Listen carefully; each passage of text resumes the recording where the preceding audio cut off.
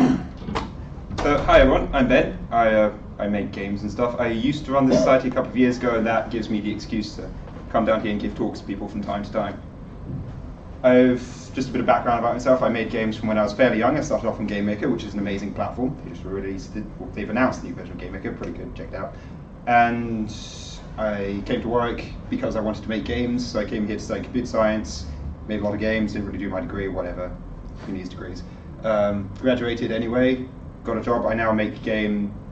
I went to a company that made an educational game at the time.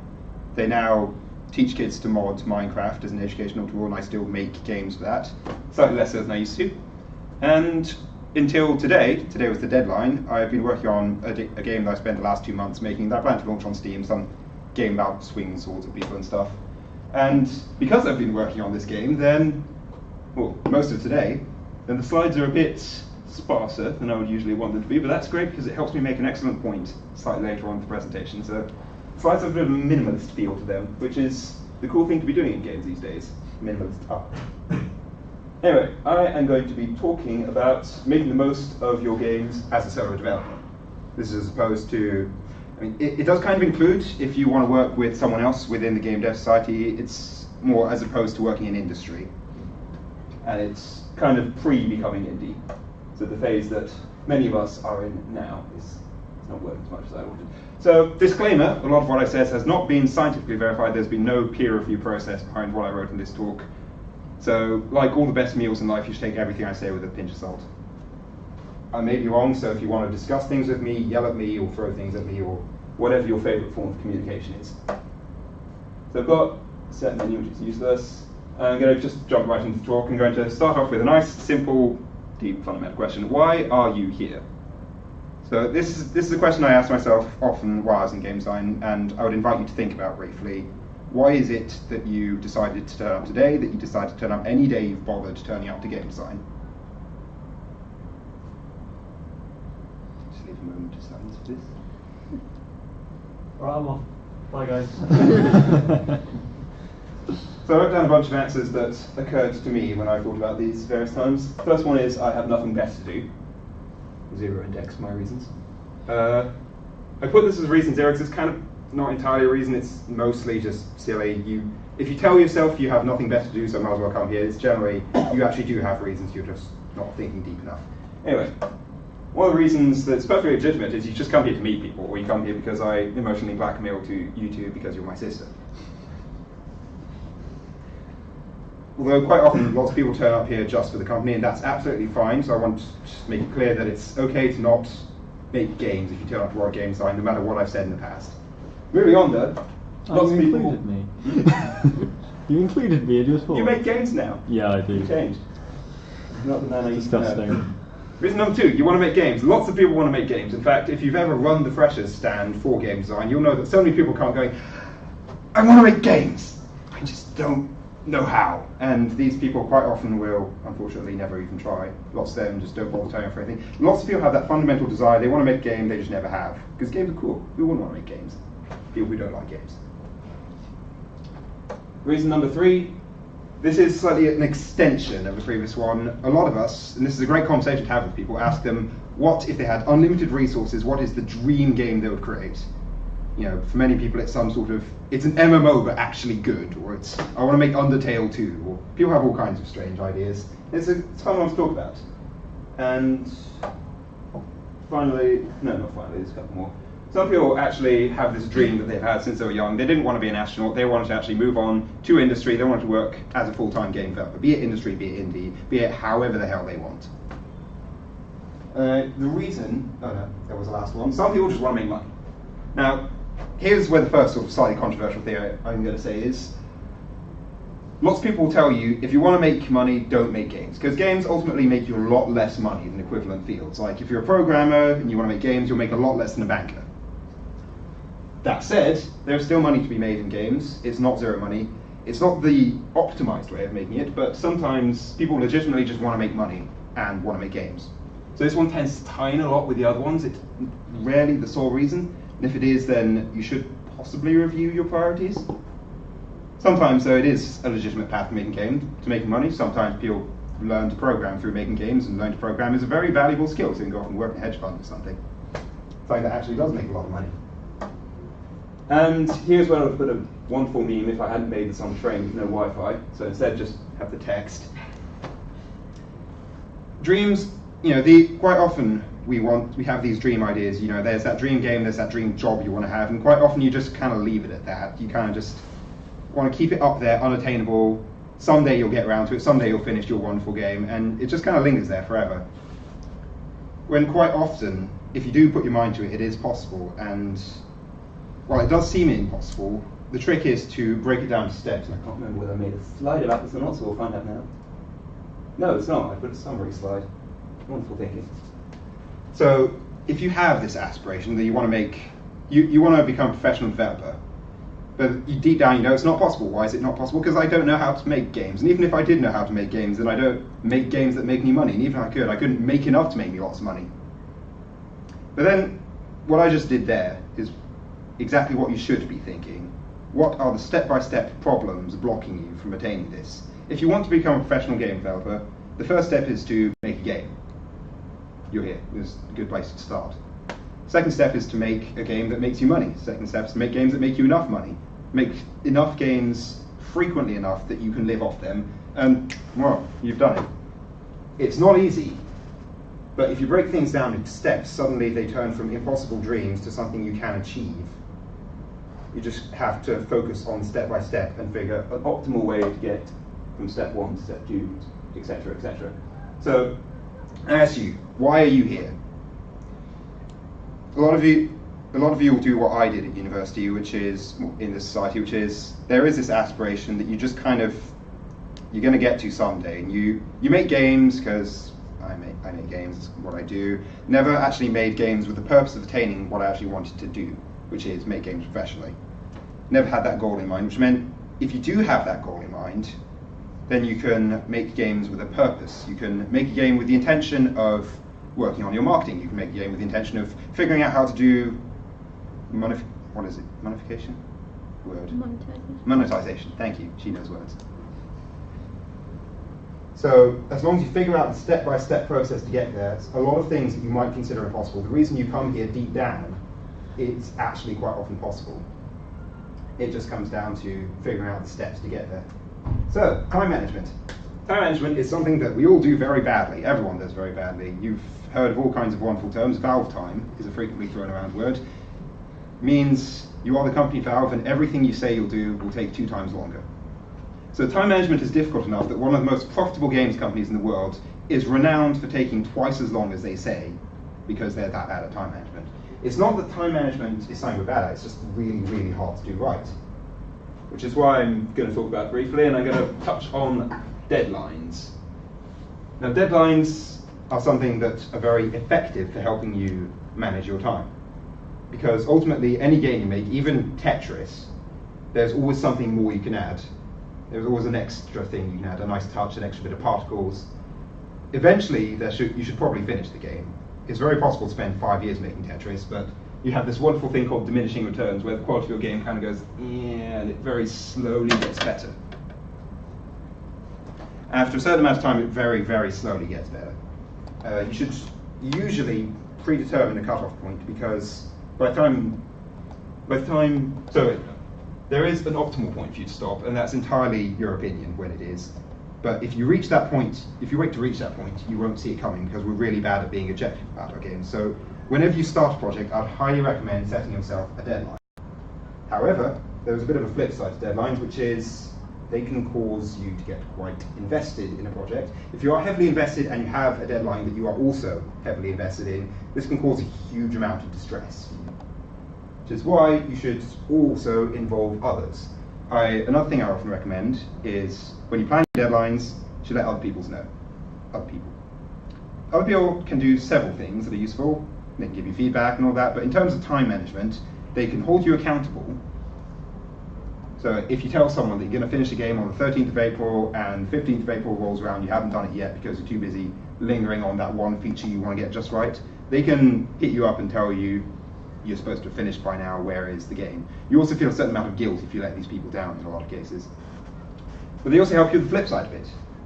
if you are getting stuck because your deadline is the coming week and there's so many features you want to get done, I would very highly advise, if you ever find yourself in that situation, and the difficult part, become aware that you're in this situation, because becoming aware that you're stuck in a deadline is quite difficult to do. But if you do become aware of it, bring it up to others, because even if it does seem impossible, it generally isn't. They can help you see the bigger picture, see what features you're working on that you don't actually need, help you understand you don't actually need 50 combat animations. Yeah, next thing. Everything takes longer than you think. I mentioned Valve Time. Blizzard, big games company, they did a lot. They're probably one of the biggest companies in the world in terms of games. They're also infamous for missing every single deadline they announce. And that's because everything takes longer than you think. I have a fairly standard rule myself, which is when you sit down, you've set your deadline, and you've decided, I'm going to set the deadline into a month because I've listed out all the things I want to make for this, and I think it'll take me a month. Generally, however long you think it'll take 200% longer than that. If you think your game's going to take a week to make, it'll probably take 3. This number goes down as you get better at managing your time and better at making estimates, but as you see this number go down, that's a sign that you're doing good. So keep at it. But in the meantime, you probably want to stick to this kind of thing. So, for example, if you're doing a 2-week game jam that Warwick Game Design has wonderfully organised for you, and you have this great idea that if you work hard on it, you can get it done within 2 weeks. You should probably reduce the scope a bit, because you're almost certainly wrong. This is not an offence to any of you, it's true of all of us. So, I actually just said this point previously. How do you set a deadline? You should list out in your head, or on paper, even better, everything you want to get done for this, and you should estimate how long each of these will take, and then add the 200%. But once you've got that, you only have an approximate rating. So remember, it will always take slightly longer or slightly less time than you think. So you need to anchor it somewhere, and what I always recommend is anchor it to something else. For example, what I've become quite fond of is every time I have to talk to Warwick Game Design, that I anchor one of my deadlines there, because that's a very clear point after the talk, and I can always go discuss what I have just, in theory, completed with people at the pub. So it's an excellent point to nail your deadline to.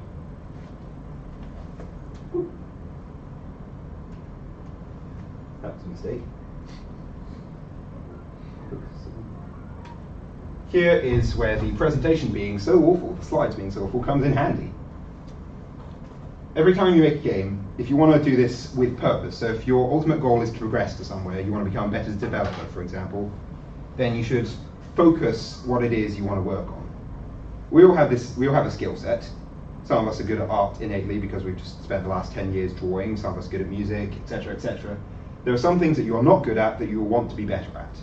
And I would very highly recommend, with every game you make, you pick 1 or 2 focuses that you really want to push. Everything else, I would recommend keeping within your comfort zone. But the things you want to focus on, work on those. The trap that I fell into a lot was I always wanted to push everything. I wanted every game I made to be my best game ever in every possible way. This is exactly how you end up missing your deadlines, how you end up causing yourself lots of stress because you just can't get everything right because your UI is rubbish, when really you just wanted to make your sound effects better. Here's the point in this presentation. So, this presentation is quite awful looking. I did not apply any time into making the slides look pretty, and I have no regrets there, because it was a toss-up of what do I want to focus on, making my presentation pretty or actually writing the content for it. As you can see, some of the content was already a bit of a mistake, so imagine what this presentation would have been like if I had made it pretty. Don't imagine, that's a bad idea. It's probably quite nasty. So we have this wonderful concept in economics called an opportunity cost. Everything you do has kind of, you effectively lose the opportunity to do something else. So very strongly bear that in mind when you decide what your priorities are going to be. If you want to push everything in every game, the game's going to suffer out. Chapter 3 of this presentation. Game design is a very, very stressful process at times, and a very, very fulfilling process at times. Got some fairly violent mood swings. And over the years, I've come up with some ideas of how to deal with certain aspects of it.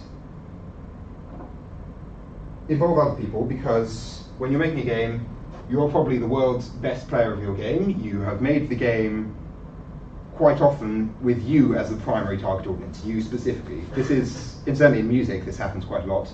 This is why musicians are often really fond of their music. They're not massive narcissists, a lot of them will write the music that they themselves would most love to listen to. The same happens in games. You often end up making a game that you would most love to play yourself.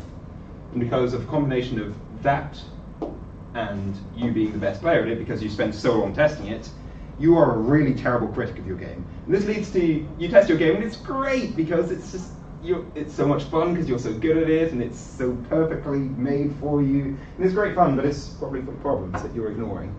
Because another issue you run into is it's so easy to just assume the bugs you have in your game are just normal. I have spent the last 2 months making a game where there is no jump animation, and it just seems so normal to me. Why wouldn't the character kind of just swing their legs wildly whenever they're in the air? Because you run in the sky, right? That's how it works. That's how you get horizontal movement when you're jumping. And the final point you should remember when you're trying to deal with getting your game done is there's a very good reason that you, in the past, set a deadline where you set it. I'm having this a lot this last week because, of course, I'm running into a deadline. It's, do I really need to get it done for now? I can just stall it for a month while I work on something else and release it next year, maybe. There's a very good reason me, of 2 months ago, set the deadline for today. That's because me of 2 months ago can see quite clearly, without having to think about launch, that as soon as this day is over, I'm going to move on to the next thing. I can't really push some things around too much, so there's a very good reason deadline's today. Sometimes the reason you've set a deadline is because you do need to move on. Games need to be finished at some point, get it done with, and you're very good at forgetting that the game actually should be released. Also, at the same time, when you're having those sort of more negative mood swings, there are a few things you need to remember. Most people will never even try to make a game in their lives. In fact, it's very easy to forget when you're surrounded by the people of What Game Design, or myself when I go to sort of London Indies meetups, where I meet so many people that are just, some of them are full-time professionals, they're making their full income enough to live in London off making games. I haven't even made a single pound. There are some people with 7,000 followers on Twitter, and they're just people I can casually chat to. It's very easy to put yourself down, because compared to these people, you're not that great. And yes, compared to these people, you're not great. But they're not people you should be comparing yourself to. We're all poor compared to Notch. And it's probably going to stay that way. You need to give yourself due credit for what you've done, and quite often you have to look at where you've come from, look at other people who are not game developers, quite often ask them for their external input, because quite often you're doing a lot better than you think. And it's so easy to forget this. At the same time, remember that a lot of other people are probably doing a lot better than they think, and remind them of this, because as I've said, making games is a really stressful process if you get into it heavily. Even if you just want to make a game for a showcase, it can be stressful knowing that there's 50 bugs in your game. You know, even Battlefield 1, massive budget, has got bugs in it. Skyrim, one of the best games ever according to everyone, has tons of bugs in it. Bugs are fine, but it's so easy at the time to forget that your games, not every game is perfect, and it's easy to forget that your game isn't the only one that's full of flaws. It's okay to be like that. Finally, when you find yourselves in times of trouble, Mother Mary, etc., especially coming up to deadlines, which I keep going on about deadlines because they're a really useful tool but very potentially dangerous. I ran into this a lot yesterday, having a lot of times of getting stuck because something just would not get done. You need to ask yourself, you need to quite often just take a step back, breathe, meditate, whatever works best for you, ask a friend, this is really useful, and ask yourself properly, is what I'm doing, is what I'm planning to do absolutely necessary for my game? Do I need achievements in my game? Do I need to have a system in my game that records the coolest thing you do and posts it to Twitter automatically? No, I don't. I'm not going to do that. Quite often, in fact, for the thing you want to do, there is a really sneaky, cheeky way of doing it really quickly.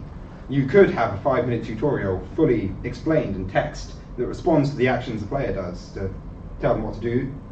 Or you could just have a sign at the start of your game with the controls that disappears after you press them all. One of these will take you 5 hours to do, while then will take you 1.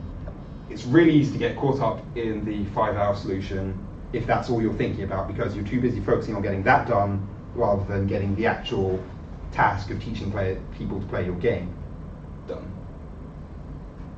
As I said, talk about it to someone else, because other people have the best ability to see something different from your perspective, because ultimately they don't see your perspective. So ask other people for opinions.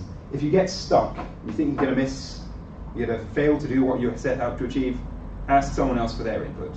It is so valuable. And now was the time that didn't know how long this talk was going to go on for, so I put a bunch of random tips in, just random things that might be of a bit of help to people who are struggling with particular issues. There's no such thing as talent. When you see someone who's made a wonderful game, you see Jonathan Blow's made these beautiful games twice in a row, actually. Was it in a row? Did he make things in between? I think it was in a row. I think it was in a row. Anyway, the man's genius. He makes all kinds of wonderful things. John Carmack has made these wonderful engines. He's helped make Doom. He's done so many wonderful things. These people are so talented. No. Talent is it's subjective whether or not talent is a thing that exists.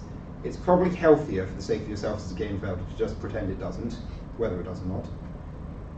Most people who've done wonderful things, people like Jonathan Blow, people like Edmund Macmillan, achieve what they do. Edmund Macmillan made Super Meat Boy, I don't know why I brought his name up in particular. Achieve what they do through huge amounts of hard work, through lots of dedication to their craft, and through very smart ways of working. So while that can be a bit intimidating, you should at the same time realize that nothing is impossible. Don't let your dreams be dreams, etc. Any goals you have, as I said before, these impossible dreams you have, sometimes you have to scale them down a bit because you can't make billions, but through hard work, you can generally achieve a lot more than you expect. And you see, if you ever see someone who's done wonderful art, that is possible to you. You can progress your art. I've spent the last 6 years working on mine. It finally looks decent. It does take time, and this is very difficult to get your head around. Your first game will always be kind of rubbish. This is okay. After smart working, after hard working, you can achieve great games. If this is what you truly want to achieve, if this is why you're here, you want to make great games to entertain your friends, to entertain yourself, to be satisfied, to make money, whatever, you can achieve this. It's not blocked off to you. Another point is, you miss every shot you don't take. Classic example, the game that I'm working on right now, I've very strongly considered at several points just not launching it because it's not good enough. It's going to sully my reputation. I don't have a reputation. But it's going to sully it anyway.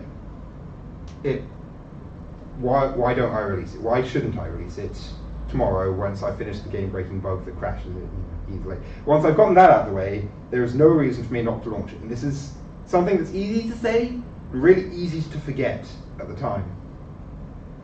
But remember it, because it is very valuable. And finish your damn game. There are so many incomplete games out there, especially, this is the crime that this society is so guilty of.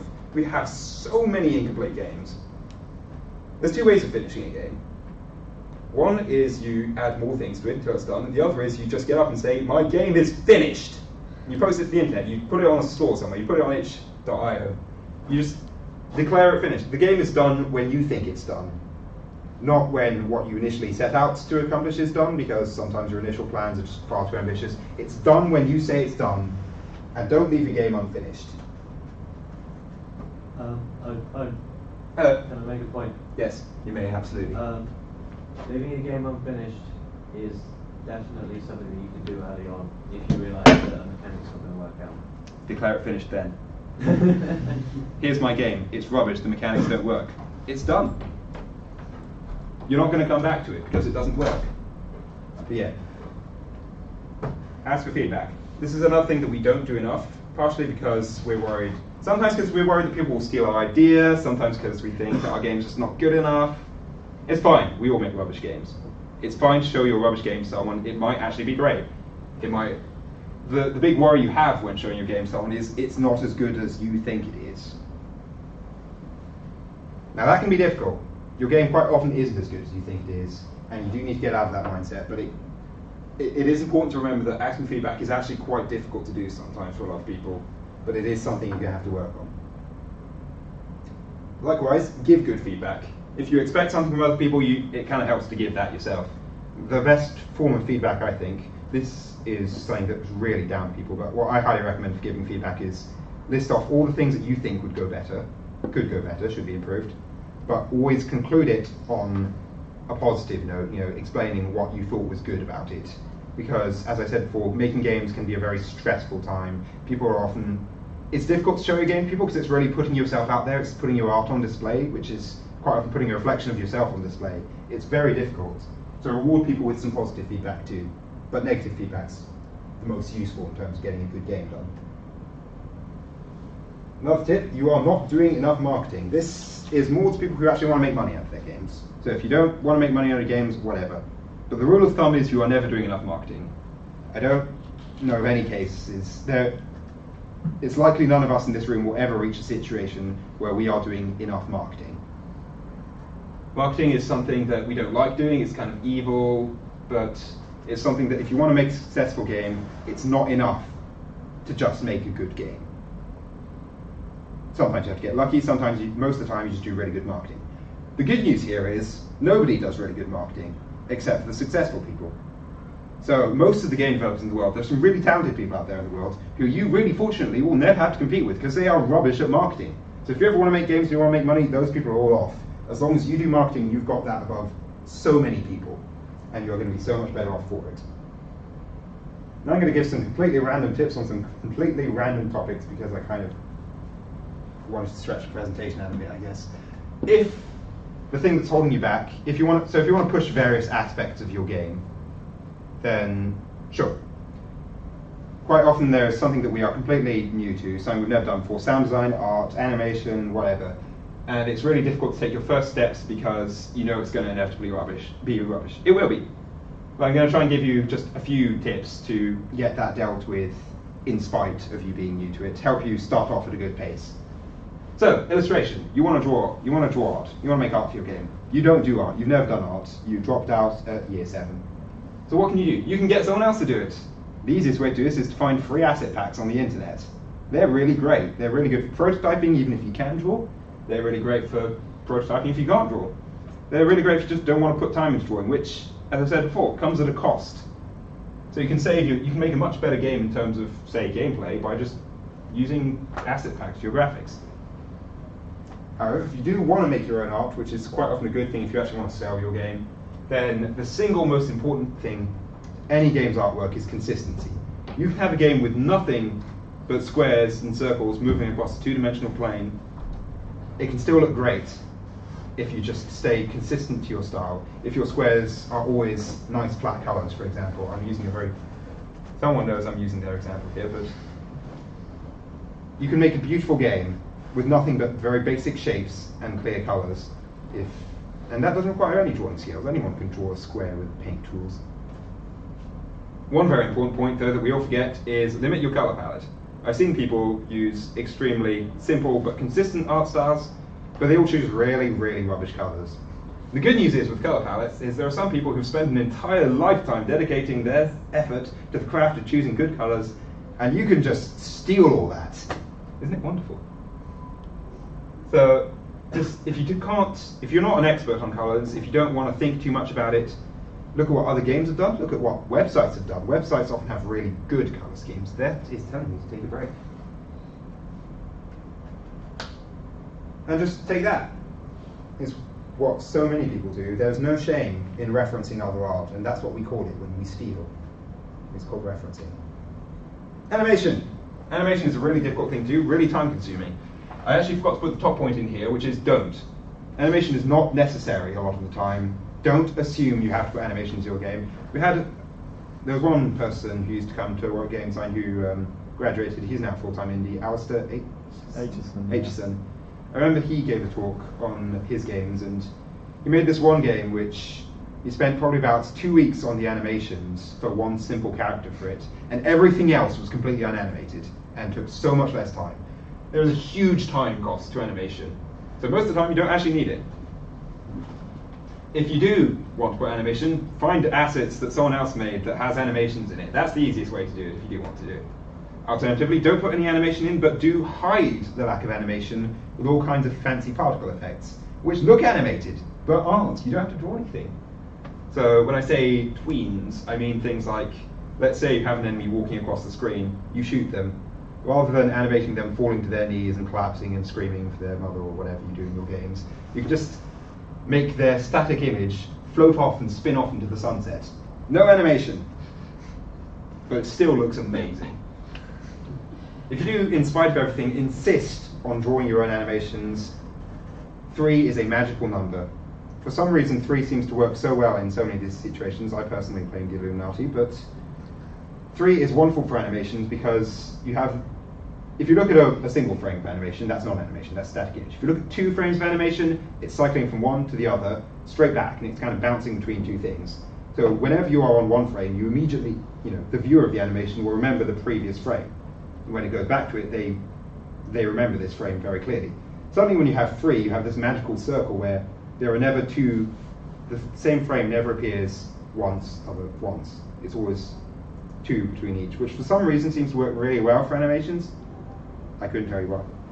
It just does. If you want symmetrical animations, like a run cycle, you probably want 4 because 3 isn't very symmetrical. But 3 is the bare minimum you can do and get away with having a really nice looking thing. Music! Get someone else to do it. Music's hard. Really hard. If you do want to make music yourself, 3 is a magical number. Again, I don't know why. We use it in our song structures in pop music. You always have this idea of verses, choruses, bridges. If you're writing your own music, stick to that kind of idea. You generally want a verse, a bridge, a chorus, and quite often for your game loops, you can actually get away with running 1, 2, 3, then looping. And that's the quickest way to have some really varied music that does not sound repetitive without actually having to put too much work in. Third tip, if you really do want to write your own music and you don't know anything about music theory, just find some kind of interface for writing music that has a keyboard in it and only use the white keys. If you want happy music, look up on the internet which one is the C key and press that one a lot more. If you want sad music, look up on the internet which one's the A key and press that one a lot more. There's a lot of complicated theory behind this, and I swear it's all legit and really cool if you look into it, but if you don't want to look into it, C for happy, A for sad, white keys only. Be inspired by existing music. If you just want to play by ear, just write random notes until it sounds good, quite often a great starting point is to take something else that already exists and just change it a tiny bit. I've done this so often in the past. My personal favourite was when I took the Skype dinging story, the do-did-do-did-do-did, and just turned that into a piano theme, made an entire piece of music. And it really works, and people don't actually associate it quite often, except for that one time to Thomas the Tank Engine. Didn't get away with that one. Sound design, get someone else to do it, etc., etc. I did briefly make a demo that I don't think was very good, but if you do insist on doing your own sound design, so if you want to learn it, or if learning to be a better sound designer is one of the goals of your current game, do it in baby steps. Start off taking sounds that other people have made and making it sound good in your game. Try and make a game that sounds good with uphill sound effects. Level 2 is to slightly edit the sound effects, maybe just change the levels a bit, maybe just increase the bass. That makes things sound a lot nicer, trust me. Or just add random effects to add more echo to things to make them sound ghostly. The third level, and this is more or less exactly what professional sound designers do, is you take several sounds that you think would fit, all suit what you want to do, and play them all at the same time. Slightly offset them a bit if it sounds a bit wrong, but play them all at the same time, and you can make these really great sounding sound effects. Like, I don't know if you've heard of Hyperlight Drifter, really cool game. Haven't played, but really cool game. The sound design that is top notch, and how the designer did it. He did a great talk on GDC. If any of you are interested in learning some really interesting things, look up the GDC Vault. They have some excellent talks. This one, so the sound designer for this game, Hyperlight Drifter, showed how it is he works. And he basically had about 7 sound effects, and he played them pretty much short delay between each of them, and it all made for one simple sound that just actually was amazing. I don't know if I tried out this before. Don't know if sound will work. Let's find out. I had just a bunch of single sound effects for swords and stuff. I just decided to. So these are all taken from someone else, and this is what you should do at first. Just take other people's sound effects and try and play them at the same time. And eventually you can combine them in something that sounds pretty nice, I think. So that is my sound effect design for you attacking a robot with a sword. And it just comes from a mixture of stings and dangs and all the sound effects themselves sounded good because I took them from someone else, but you combine them all and it sounds even better. So that's sound design, and that is actually how professionals work, except they don't take sounds from someone else in the first place. They quite often record their own. That's the next level. Focus. I think Alex actually did a lot of talking about this, I think, but you should always, screen shake is what I I'm generally referring to, you should always emphasize what you want the player to pay attention to. So when you're designing your game, figure out what you want the player to pay attention to, what's important to the game. Do they really want to see your really cool grass effects? No, the grass is not important to the game unless you're making a lawn mowing game. Free idea for you, you're allowed to take it. Unless that's the case, you probably don't want your grass effects to be too intrusive. You would rather have, in your flower picking game, have every time you pick a flower, big caffeinated particles, something to point out that this is what the player should be doing, what the player should be paying attention to. So I would recommend using sound effects, particles, and I said fun effects, screen shake, bumps in, background flashes, anything to draw attention to what you want the player to be doing, what you want them to be paying attention to, what you want them not to be doing. If they get hurt, you should make them know. This is what the little blood circles you get in first-person shooters are so great at. They tell you very clearly, don't get shot. Which is, surprisingly enough, a lesson players have to learn. GUI is a thing that hopefully you will not have to deal with too much. It stands for graphical user interface. It's generally just displaying things like the score, the health, or whatever. My tip would be to look up what everyone else does and copy them, because they're generally a lot better than you. This applies for a very long time. The important thing to bear in mind if you do graphical user interface is players do not want to look at their score too often. They do not want to spend forever looking at what their health bar says. You want to make it as clear as possible, as quickly as possible, so they can know what they want to know without having to pay much attention. So, for example, in say a Final Fantasy game, if you hit an enemy and you want to see how much damage they've taken, there's two ways you could display it. One is you could just have their health bar go down, so the player has to look down, see where the health bar used to be, see where it is now, figure out how much damage they did, or you can have a number pop up where the enemy was, which is so much quicker. That brings on to the next point, which is integrate it into the game as much as possible. I really do not like GUI. In a perfect world, I would have everything shown in-game. And a good example of what I mean by integrating it into the game as much as possible, I have a game about you run around with a sword and you slash people up and you get combos and stuff. And at one point I was toying with the idea that your combo, whenever you lose your combo, your character sheathes their sword. As long as they have a combo running, they have it out. As soon as it ends, they sheath it. Turned out it wasn't too obvious, so it wasn't very good. But it's that kind of thing. I would highly recommend looking for any ways you can avoid doing GUI, because GUI is horrible in a lot of cases, and try and mix in the game, because that also helps the player not have to look away from what they're doing. It helps them focus on the game and get the necessary information. Remember that screen space in your game is extremely valuable. You remember Apple with their latest iPhone. They decided that screen space is so valuable and interior space is so valuable they took out the headphone port. Screen space is like that for games. You should cut out your headphone port for games. Tips for screen shake. Don't let anyone take screen. Well, one of the things that's important, I thought I'd just briefly revisit the topic of bringing focus to the important things. Quite often one of the most fun parts of the game is actually making it fun. Your game, if fun is the objective of your game, make it fun. Do not forget that. Sometimes your game doesn't want to be fun. Horror games generally don't want to be fun. But remember that your game exists for a reason, and that reason is generally to entertain people. So add whatever you think, experiment a lot, do crazy things that no one's done before, because this is how new ideas happen. Add a lot of screen shake to make your game just feel good to play. This is such an important factor to look for when you're testing. Also, screen space is valuable, so don't waste it on things. Have fun making games. That is my final point. Games, yeah, the reason people get paid a lot less to make games than they do to manage hedge funds is because instead of money, you get this wonderful thing which is called satisfaction. The game development has a lot of, in theory. It's easy to lose track of this in a blind, bullish approach to I want to achieve my goals no matter what. But remember, if you chose to make games, there is a reason for it. There is a reason why you are here. And generally it's because making games is to you, on some level, fun. And don't let that escape you. Anyway, that is it. We can now go drink.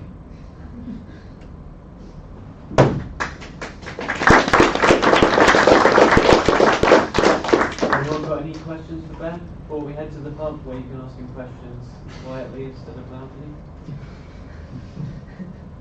No? Fantastic.